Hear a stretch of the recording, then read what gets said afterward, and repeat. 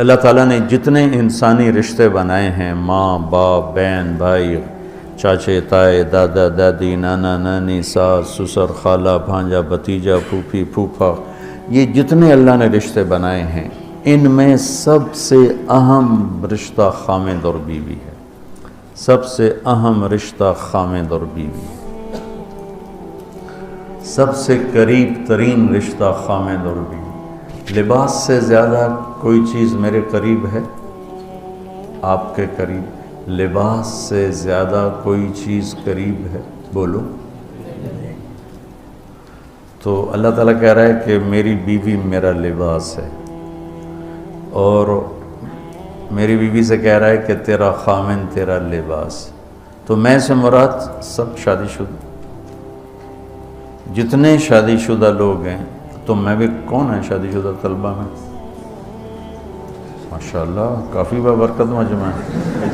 ہاں اچھا، تو اللہ تم سے کہہ رہا ہے تمہاری بیوی تمہارا لباس ہے۔ سب سے قریب شادی کے بعد قریب ترین رشتہ لفظ لباس بتا رہا ہے بیوی ہے۔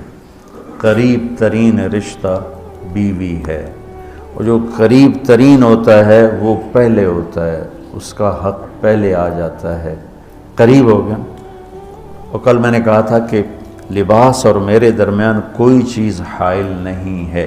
اس سے میں نے وہ ایک حدیث کو اس کے ساتھ جوڑا تھا جو آپ نے حضرت فاطمہ رضی اللہ تعالیٰ عنہ سے فرمایا تھا کہ جس سے میں پسند کروں اسے تو پسند نہیں کرے۔ تو وہ چپ کر کے واپس چلی گئیں اور اپنی اور بیگمات رسول سے فرمایا کہ بھائی آپ جانو اور آپ کا مسئلہ، میں اب اس میں نہیں پڑتی۔ تو یہ رشتہ سب سے قریب ہو جاتا ہے، اس سے قریب اور کوئی رشتہ نہیں ہے۔ جب یہ سب سے زیادہ قریب ہے تو اس کے حقوق بھی سب سے پہلے ہوں، اس کا حق بھی سب سے پہلے ہوگا، اس کا خیال بھی سب سے پہلے ہوگا۔ ہمارا جوائنٹ فیملی سسٹم ہے۔ میں کوئی بچیوں کو ساس سسر کے خلاف نہیں بھڑکا رہا، جو سسرال میں زیادتی ہو رہی ہے میں اس کے ازالہ کی کوشش کر رہا ہوں۔ آنے والی بچی اپنے ماں باپ کو چھوڑ کر آئی ہے، اب وہ اپنے خامند کے ماں باپ کو اپنا ماں باپ بنا لے تو اس کی سعادت ہے، اور بچے کے ماں باپ نے اپنی بیٹیوں کو آگے روانہ کر دیا ہے، وہ اس آنے والی بہو کو اپنی بیٹی بنا لیں تو کتنا خوبصورت ہو جائے گا یہ نظام۔ لیکن تربیت بھی نہیں ہے اور سیرت بھی سامنے نہیں ہے۔ مجھے حدیث یاد آ گئی، میرے نبی نے فرمایا یہ جو میرے انصار مدینہ ہیں، سنو بڑی عجیب حدیث ہے، یہ جو میرے انصار مدینہ ہیں یہ اتنے اچھے ہیں، ان کے گھر کسی کی بیٹی جب شادی ہو کے آتی ہے تو اسے یہ احساس ہی نہیں ہوتا میں سسرال میں ہوں یا ماں باپ کے پاس ہوں۔ یہ میں چاہتا ہوں، یہ میری تشریح میں کوئی کمی زیادتی ہو جاتی ہوگی، کوئی سائڈ زیادہ بیان ہو جاتی ہے، کوئی کم ہو جاتی ہے، لیکن میں یہ چاہتا ہوں۔ یہ حدیث مجھے اللہ نے ابھی یاد دلوائی ہے، حیات الصحابہ میں ہے، جلد اول میں ہے، کہ آپ نے فرمایا کہ یہ جو میرے انصار، میں دوبارہ کہہ رہا ہوں، یہ جو میرے انصار مدینہ ہیں یہ اتنے قابل تعریف ہیں کہ ان کے گھر جب کسی کی ڈولی اترتی ہے تو اس آنے والی بچی کو یہ احساس نہیں ہوتا کہ میں اپنے گھر میں ہوں یا سسرال کے گھر میں۔ میرے عزیزو، کم از کم تم جو میری اولاد ہو، تم میری روحانی اولاد ہو، تم تو میری بات کو آگے چلاؤ کہ تم اپنے گھر کو، اپنی بیوی کو اس طرح رکھو، اپنے ماں باپ کو بھی اس پہ تیار کرو، اپنی بہنوں کو اس پہ تیار کرو۔ ایک رخ تنقید دی، اے کر دی بھائی، اے کر دی بھائی، یہ سارا یہ میرا ماحول ہے۔ پتہ اٹھیندی کی میں، باندھی کی میں، ٹردی کی میں، یہاں تک یہ ساری کانوں سنی باتیں۔ تو بچے کے ماں باپ کہیں ہماری بیٹیوں کی تو شادی ہو گئی، اللہ نے ہمیں بیٹی دے دی ہے، اب ہم اس کو بیٹی بنا کے رکھیں گے، اور آنے والی کہے کہ میرے ماں باپ کو تو میں نے چھوڑ دیا، اب میرے خامند کے ماں باپ میرے ماں باپ ہیں، میں نے ان کے پاؤں دھو کے پینے ہیں، تو خود اپنی خوشی سے سارے گھر کی خدمت کرے، کون روکتا ہے؟ لیکن جو ہمارا ایک جابرانہ ماحول ہے، اس نے اس رشتے کو توڑ کے رکھ دیا ہے۔ یہ جو آنے والی لڑکی ہے، اس کے ذمہ ہے نسل تیار کرنا، نسل۔ میری بہو سے میری نسل چلے گی اور میں اسی پر جوتا اٹھا کے کھڑا ہوں، کتنی بڑی زیادتی۔ ماں یہ نہیں سوچتی کہ میری نسل جو چلے گی اس لڑکی سے چلے گی۔ اب ساس اگر یوں سوچے کہ میری نسل اس سے چلے گی، سسر یوں سوچے میری نسل اس سے چلے گی، خامند یوں سوچے یہ میری نسل اس سے چلے گی، خامند کی بہنیں یوں سوچے ہمارے بھائی کی، ہمارے باپ کی نسل اس سے چلے گی، تو ہم اس کو عزت دیں، محبت دیں، پیار دیں۔ تو وہ پاگل ہے جو تمہیں کاٹ کھائے گی یا تم سے لڑے گی؟ اس کو تانے اتنے ملتے ہیں، ذلت اتنی ملتی ہے۔ اور میں نے جیسے کہا لباس سب سے قریب ہے، تو اس کے بعد بیوی کا حق سب سے پہلے آ جاتا ہے۔ ماں باپ کی طرف سے زیادتی آئے تو تمہارے ذمہ ہے اپنی بیوی کو بچاؤ، اللہ کے واسطے اپنی بیویوں کی حفاظت کرو۔ ہاں تمہاری بیوی کی طرف سے زیادتی آئے تو اللہ کے واسطے ماں باپ کی حفاظت کرو۔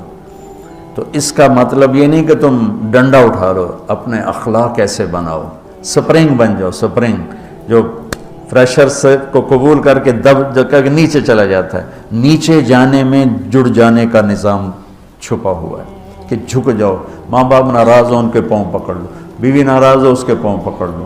ذلت میں عزت چھپی ہوئی ہے، ساری زندگی کا تجربہ بتا رہا ہوں۔ ذلت اللہ کی رضا کے لیے ذلت اٹھانے میں عزت چھپی ہوئی ہے۔ ہن لباس لکم، کتنا ہی مجھے غصہ چڑھا ہو میں اپنے کپڑے پھاڑوں گا، مجھے غصہ آ گیا میں نے اپنے کرتے پھاڑنے جو کسی یہ پاگل تو کرے گا، سمجھدار دوئے دا کرتا پاڑے گا، اپنا نہیں پاڑے گا۔ اب مجھے بیوی پہ غصہ چڑھ گیا تو میرا لباس ہے، اس کو تار تار کر دوں، گالیاں دوں، تھپڑ ماروں، تو ایسے جیسے میں اپنے کرتے کو پھاڑ رہا اور اپنے کرتے کو تار تار کر رہا۔ بیوی کو غصہ چڑھے تو وہ اپنے کپڑے پھاڑتی ہے۔ کپڑوں کے لیے کتنے حفاظتی نظام ہیں، الماریاں بنی ہوئی ہیں اور ہینگر بنے ہوئے ہیں، کریز خراب نہ ہو۔ ہم کھاتے ہوئے کیا کرتے ہیں، آگے اگر کپڑے نئے پہنے ہوں تو آستینیں چڑھا لیتے ہیں کہ کہیں کوئی شوربہ کچھ سالن ادھر نہ لگ جائے، ادھر نہ لگ جائے۔ میں جب بھی بیٹھتا ہوں تو میری بیوی کہتی ہے آستینیں چڑھاؤ، آستینیں چڑھاؤ، لگنا چاہے۔ اور آگے ہم کیا کرتے ہیں، تولیہ رکھتے ہیں، نیپکن رکھتے ہیں، رومال رکھتے ہیں۔ بڑے بڑے ہوٹلوں میں جاؤ تو پہلے وہ ساتھ رکھا ہوتا ہے کہ کوئی کھانے کا ذرہ گرے، سالن کا کوئی قطرہ گرے تو آپ کے کپڑے خراب نہ ہوں۔ ہم کیچڑ میں جا رہے ہوں تو ہم اپنے پاؤں گندے کر لیتے ہیں، کپڑے گندے نہیں ہونے دیتے۔ اپنے شلوار اوپر کر لیتے ہیں، پتلون اوپر کر لیتے ہیں، پاجامہ اوپر کر لیتے ہیں۔ تو جب کہیں سے کوئی آنے لگے ایسی ناگواریاں تو اپنے اوپر لے لو، بیوی پہ نہ آنے دو۔ ہم کپڑا بچاتے ہیں یا پاؤں بچاتے ہیں؟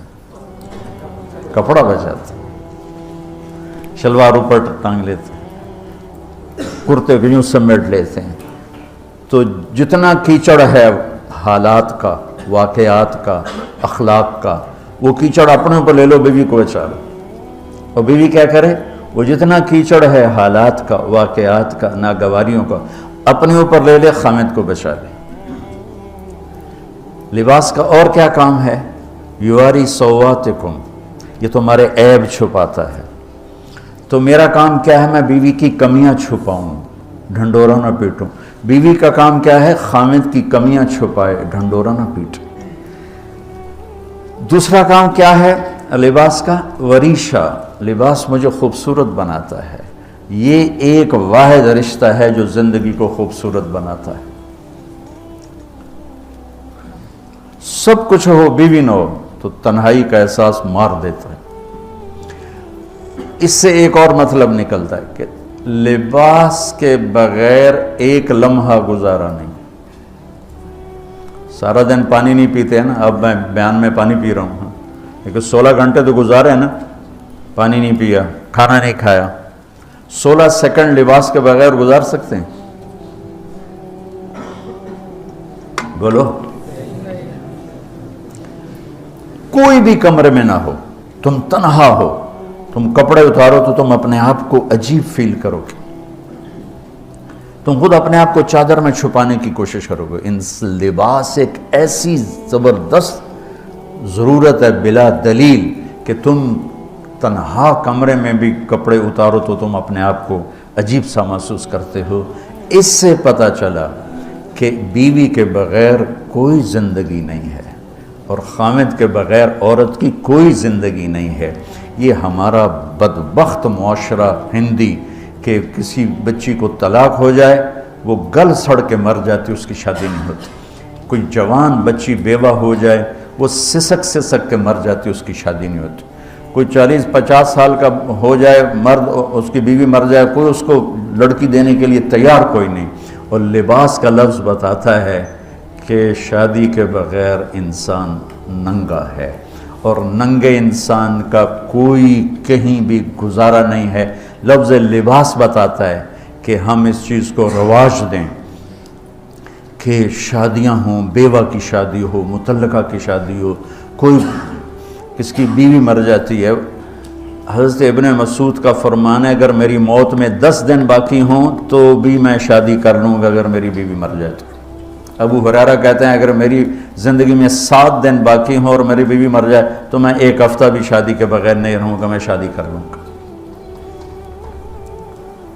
تو ہم ایک ہندی معاشرے سے متاثر ہیں جہاں بیوہ کی کوئی سنوائی نہیں، مطلقہ کی کوئی سنوائی نہیں، اور کوئی جوان بھی 2-4 بچے ہیں اور بیوی مر جائے تو اس کی کوئی شادی نہیں ہے. وہ سسک کے وہ بلک کے زندگی گزارتے ہیں.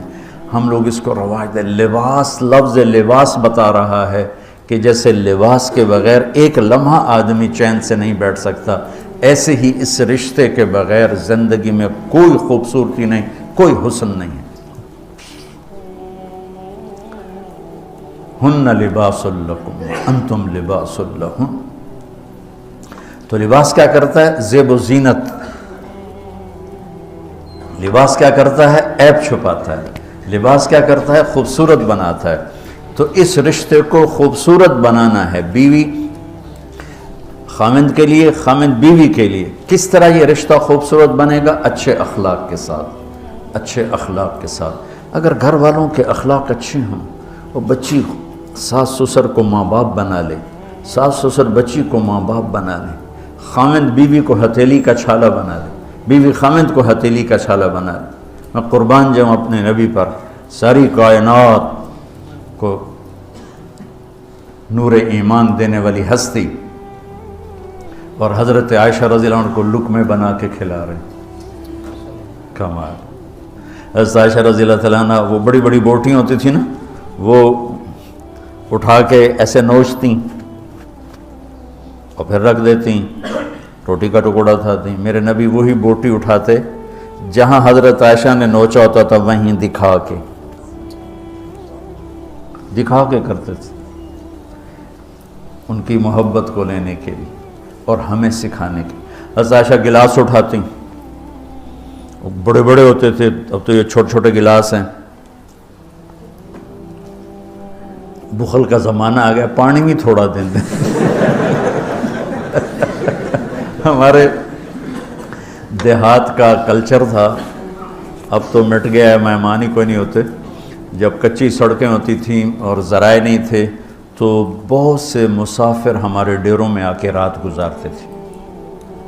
ہماری پہچان والے نہیں، اجنبی راہگیر، اور کوئی پہچان والے بھی، لیکن جو بھی تھے، کوئی اپنے ہیں، پہچان والے ہیں، دوست ہیں، مسافر راہگیر ہیں، ان کو رات کو کھانے کے بعد دودھ پلانا یہ ہماری تہذیب تھی کہ جتنے بھی ہیں دیرے میں 15 ہیں، 20 ہیں، 1 ہے، جاؤ بھائی روٹی کھا لی، ہاں دودھ پیواؤ سارے ہیں. جانور بہت زیادہ ہوتے تھے، کھیتی باڑی کم ہوتی تھی، دودھ وافر ہوتا تھا.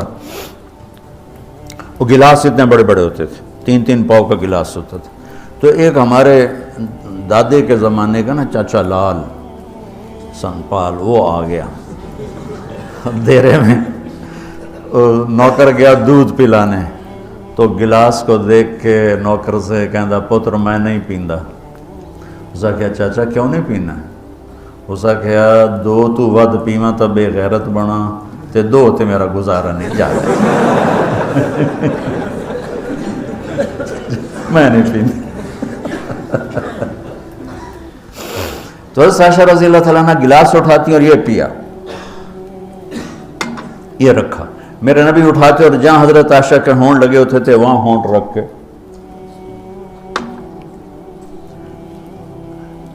یہ زندگی سکھائی ہے. یا عائشو، کیا محبت سے بولا عائشہ نے، یا عائشو. یہ عاشقانہ انداز ہے، محبوبانہ انداز ہے. یا حمیراء، عائشہ آؤ دوڑ لگائیں. عائشہ مجھے پتہ چل جاتا جب تو میرے اوپر ناراض ہوتی ہے. حضرت عائشہ نے کہا وہ کیسے؟ کہ جب تو میرے اوپر ناراض ہوتی ہے نا تو یہ نہیں کہتی مجھے رب محمد کی قسم، تو کہتی مجھے رب ابراہیم کی قسم. جب تو میرے اوپر راضی ہوتی ہے تو کہتی ہے مجھے رب محمد کی قسم، اور جب تو میرے اوپر ناراض ہوتی ہے تو کہتی مجھے رب ابراہیم کی قسم. کہ یا رسول اللہ صلی اللہ علیہ وسلم نام ہی آپ کا نہیں لیتی، میرا تو دل آپ پہ کیا، میری جان قربان ہے آپ پر. عرب کے ماحول میں اظہار عشق عیب تھا بیوی سے. ہاں معشوق سے اظہار عشق، ساری شاعری بھری پڑی.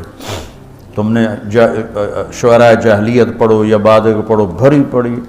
وَهَلْ تَبْكِينَ لَيْلَا إِذَا مِتُّ قَبْلَهَا وَقَامَ عَلَىٰ قَبْرِ النِّسَاءُ النَّوَائِحُ لَيْلَا كَمَا لَوْ أَصَابَ الْمَوْتُ لَيْلَا بَكَيْتُهَا وَجَادَ لَهَا دَمْعًا مِنَ الْعَيْنِ الصَّافِحُ وَأَغْبِطُ مِنْ لَيْلَا بِمَا لَا أَنَالُهُ بَلَا كُلُّ مَا قَرَّتْ بِهِ الْعَيْنُ طَائِعُ وَلَوْ أَنَّ لَيْلَا. دیکھو لیلہ لیلہ لیلہ، چار شعر ہیں لیلہ، ہر شعر میں لیلہ. وَلَوْ أَنَّ لَيْلَ الْأُخَيْلِيَّةَ سَلَّمَتْ عَلَيَّ وَدُونِي جَنْدَلٌ وَالصَّفَائِحُ لَسَلَّمْتُ تَسْلِيمَ الْبَشَاشَةِ أَوْ زَقَى إِلَيْهَا صَدًا مِنْ جَانِبِ الْقَبْرِ سَائِحُ. وہ بڑے زور شور سے لیلہ لیلہ لیلہ اپنے اشعار میں کہہ رہا ہے. لیکن بیوی سے اظہار عشق، عیب، موت، اس ماحول میں جس میں بیوی سے اظہار عشق ایک عیب تھا اور معشوق سے اظہار عشق شاعری بھری پڑی. ترکت ہوا لیلا وسعد بمعزل. کیا کیا خوبصورت شاعری ہے. بے بالشموس الجانحات غواربا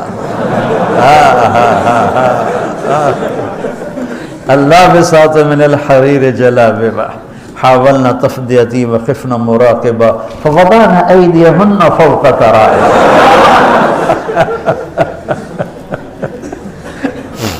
عرب کی شاعری بھری پڑی ہے عشق و معشوقی سے. اس ماحول میں میرے نبی سے ایک شخص کہتا ہے یا رسول اللہ من احب الناس الیک، آپ کو سب سے زیادہ کس سے پیار ہے؟ بھری محفل ہے، مسجد الگ نہیں کہ یوں کر کے پوچھ رہا ہو. بھری محفل میں آپ سب سے زیادہ کس سے پیار کرتے ہیں؟ تو آپ نے زور سے کہا عائشہ سے. اللہ اکبر اللہ اکبر. ہائے ہائے ہائے ہائے. وہ تو ہل گئے، وہ کہنے لگے، ان کی تو سمجھ میں نہیں آئی بات. تو انہوں نے کہا یا رسول اللہ میرا مطلب ہے مردوں میں آپ کس سے زیادہ پیار کرتے؟ تو آپ کو اندازہ ہو گیا بھائی کیوں یہ پوچھ رہا. اس کو ہضم نہیں ہوا جواب. تو آپ نے کہنا تھا ابو بکر سے. تو آپ نے فرمایا مردوں میں عائشہ کے ابا سے. ابوہا، عائشہ کے ابا سے. کیا زندگی سکھائی. ہن لباس لکم وانتم لباس لہن، یہ تمہارا لباس ہیں. تمہیں کتنا ہی غصہ چڑھے لباس تو نہیں پھاڑو گے. تمہیں غصہ چڑھے بیوی کو بے عزت نہ کرو. بیوی کو غصہ چڑھے تو کرتا پھاڑے گی، اپنا دوپٹے کو آگ میں ڈالے گی نہیں، اس کو بچائے گی. صرف پاگل یہ کام کرتا ہے. اسی ایک لفظ لباس کے اندر زندگی گزارنے کا پورا طریقہ موجود ہے. اور اسی کے اندر بیواؤں کی، مطلقہ کی، رنڈوے کی شادی کا اشارہ خوبصورت موجود ہے کہ لباس کے بغیر تو ایک لمحہ انسان نہیں گزار سکتا، کہ اس کو رواج دینا، اس کو رواج دینا یہ ہمارے ذمے ہے، اور اپنے نبی کی معاشرت کو بتانا یہ ہمارے ذمے ہے۔ ہم تو ان مسائل میں پڑ گئے جن کا نہ جنت سے تعلق ہے نہ جہنم سے تعلق ہے، الٹا وہ مسائل جس میں زیادہ اختلاف ہے اس میں زیادہ بولنا، زیادہ تقریریں کرنا، اس چیز نے ہمیں اپنی منزل سے بہت دور کر دیا، ہم کھو گئے ہیں، کہیں اور چلے گئے ہیں۔ تو اس عرب کے ماحول میں میرے نبی نے لباس بنا کے دکھایا۔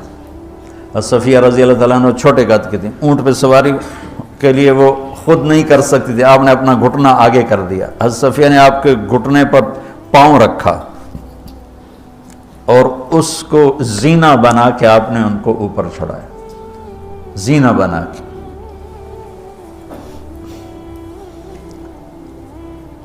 جہاد کے سفر سے واپسی ہو رہی ہے، سب صحابہ سے کہا آگے نکل جاؤ، سب آگے نکل گئے، اتنا نکلے کہ غائب ہو گئے، نظر نہیں آ رہے۔ تو آپ نے کہا عائشہ دوڑ لگائیں، اللہ، عائشہ دوڑ لگائیں، ہم نے کہا جی لگائیں۔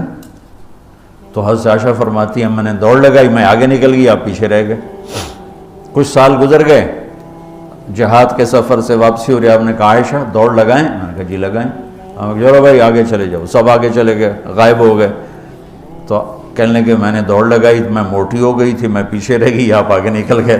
تو آپ نے کہا حاضی بتلک، اب ہمارا تیرا حساب برابر ہو گیا۔ آپ بچوں زندگی تو پڑھو کہ تمہارے نبی نے کیا خوبصورت زندگی گزاری ہے۔ ایک صحابی کہتے ہیں دائم الفکر متواصل الاحزان، کیسے تھے ہمارے نبی؟ تو وہ جواب دیتے ہیں بڑے غمگین، بڑے فکر مند۔ ٹھیک ہو، یہی سوال ایک شخص حضرت عائشہ سے کرتا ہے کیسے تھے ہمارے نبی؟ کہتی ہیں کان ضحاکن بسامن، بڑے ہنسنے والے، بڑے مسکرانے والے۔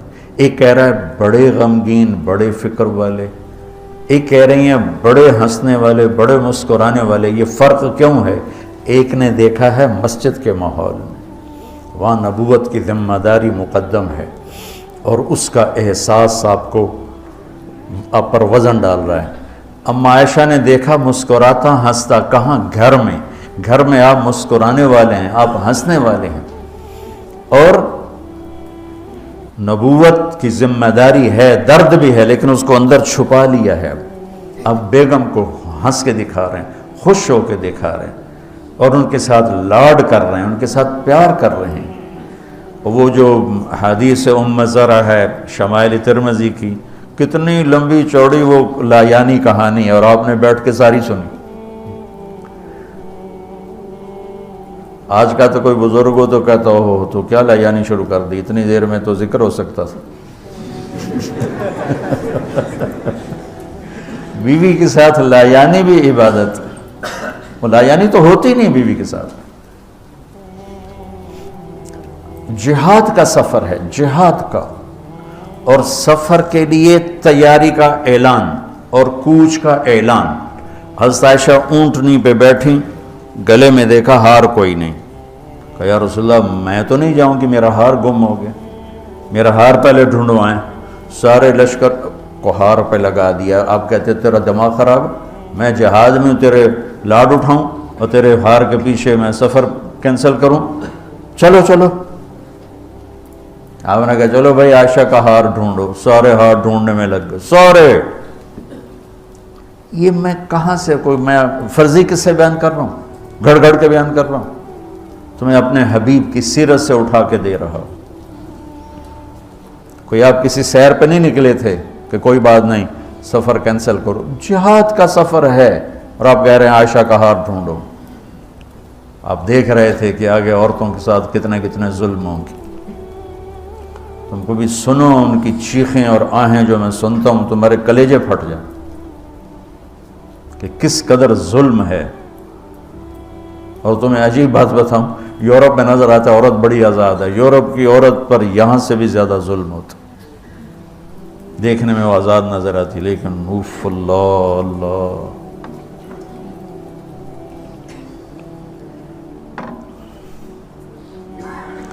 شام ہو گئی تو قافلہ رک گیا، اب تو بھائی شام ہو گئی، ہار نہیں ملا۔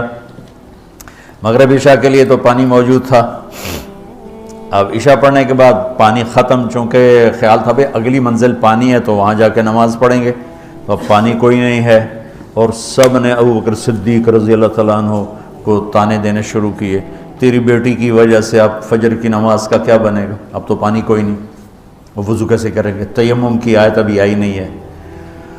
تو حضرت ابو بکر صدیق کو غصہ چڑھا، وہ گئے اللہ کے نبی کے خیمے میں، وہ تو باب تھے، تو آگے اللہ کے نبی حضرت عائشہ کی گود میں سر رکھے سو رہے تھے، حضرت عائشہ یوں بیٹھی ہوئی تھی، تو اب کیا کریں، وہ سوئے ہوئے ہیں تو بول تو سکتے ہی نہیں، تب وہ چہرے سے ان کو ڈانٹ رہے ہیں،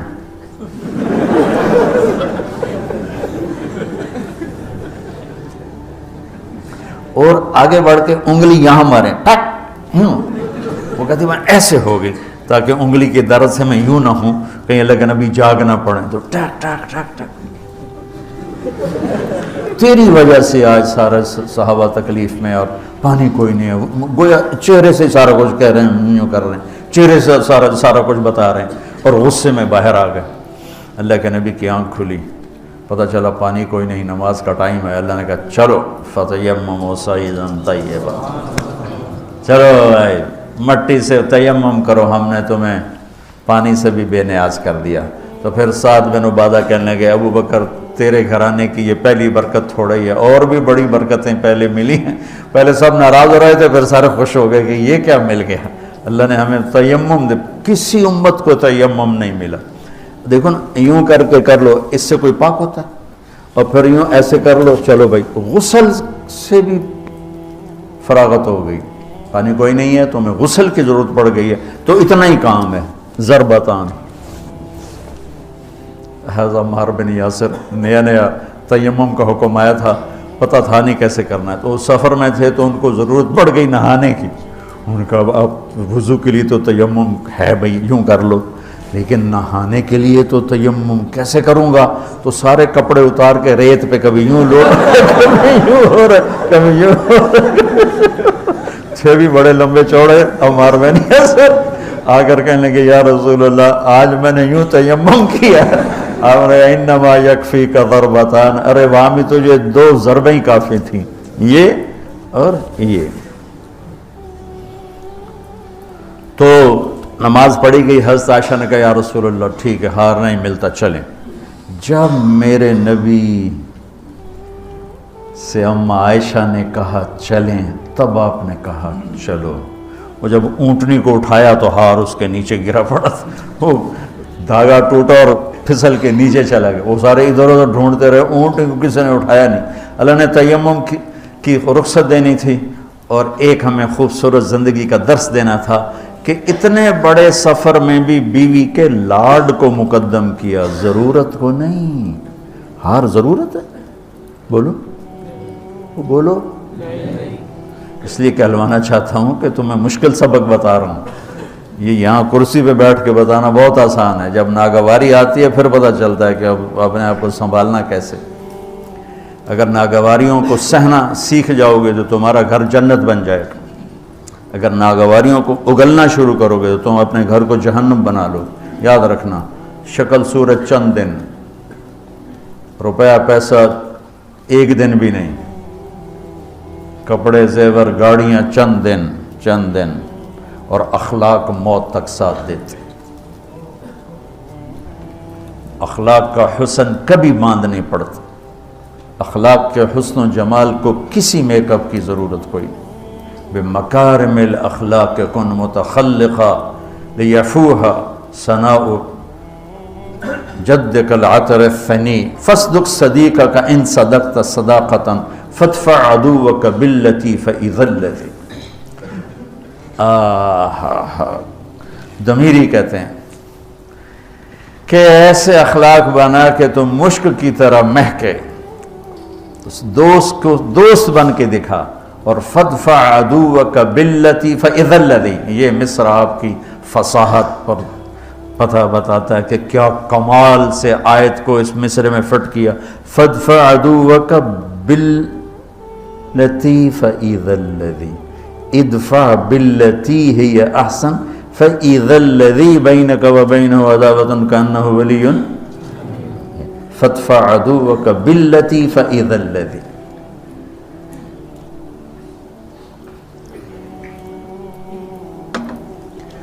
تو یہ رشتہ بہت مظلوم ہے اس وقت، بہت مظلوم ہے.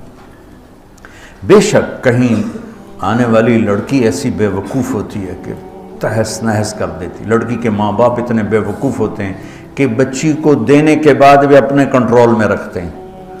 وہ بیچاری نہ ادھر کی ہوتی ہے نہ ادھر کی ہوتی. کہتی میں تینوں پالیا ہے تو میری مننی ہے کہ اپنے خامن دی مننی ہے. حالانکہ جب قبول کیا کا لفظ کہہ دیا، اب سب سے بڑا حق خامد کا ہے. جب لڑکے نے کہہ دیا قبول کیا تو سب سے بڑا حق اب بیوی کا ہے. میرے نبی نے اس رشتے کو خوبصورت کر کے دکھایا، حسین کر کے دکھایا، اور اس وقت سارے ملک میں ایک آگ لگی ہوئی ہے اور اس کے پیچھے اور کوئی بڑے اسباب نہیں، صرف بد اخلاقی ہے، صرف بد اخلاقی. اس ایک آیت کو بچوں ذہن میں، ہن لباس لکم، میری بیوی میرا لباس ہے. جتنی میں لباس کی حفاظت کرتا ہوں اتنا میں اس رشتے کی حفاظت کر لوں، میرا گھر آباد ہو جائے. میرا خامند میرا لباس ہے، میں جتنا اپنے لباس کی حفاظت کرتی ہوں اتنی اپنے خامند کی حفاظت کر لوں، میرا گھر آباد ہو جائے. تو یہ بہت خوبصورت تشبیہ ہے، بہت خوبصورت تعبیر ہے جو میرے رب یہاں لے کر آئے ہیں، اور زندگی گزارنے کا طریقہ. اور دوسری بات دیکھو، اللہ اس آیت کو لائے ہیں روزے کے فرض میں. یہ ابھی بات سمجھ میں آئی ہے.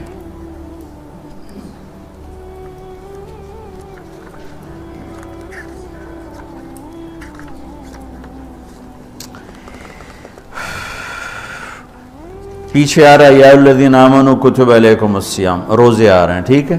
یہ سارا روزہ آ رہا ہے، یہ سارا روزہ آ رہا ہے. اذا سالک عبادی، اس میں دعا آ گئی. پھر احل لکم لیلۃ الصیام الرفث، یہ معاشرت آ گئی.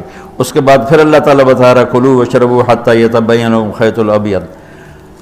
فرض روزے کے درمیان معاشرت کو اللہ نے ذکر کیا ہے. فرض روزے کے اوپر بھی روزہ ہے، نیچے بھی روزہ ہے، درمیان میں معاشرت ہے. یہ ایک بات ابھی ذہن میں آئی ہے کہ ہم روزے کو جتنی اہمیت دیتے ہیں، عبادات کو ہم جتنی اہمیت دیتے ہیں، اتنی اہمیت ہم معاشرت کے احکام کو نہیں دیتے. ہم معاشرت کو سمجھتے ہیں دنیا داری ہے، میں بیوی سے ہنس رہا ہوں، کھیل رہا ہوں، میں اس کے پاس بیٹھوں، وہ میرے پاس بیٹھی ہے، ہم کوئی گھر کی بات کر رہے ہیں، ہم اسے دنیا داری سمجھتے ہیں. اور میرا رب اوپر روزہ، نیچے روزہ، اور بیچ میں لباس لکم. کیا عجیب بات نہیں؟ اوپر بھی روزہ، نیچے بھی روزہ، اور بیچ میں ہن لباس لکم وانتم لباس لہن. جیسے اوپر بھی اخلاق، نیچے بھی اخلاق، اور بیچ میں تبلیغ. خذ العفو واعرض عن الجاہلین، اور بیچ میں ہے وامر بالعرف. معاف کرنے کو مضبوط پکڑو، نیچے زیادتی کرنے والوں کو معاف کرو، اور درمیان میں دعوت کا کام کرو.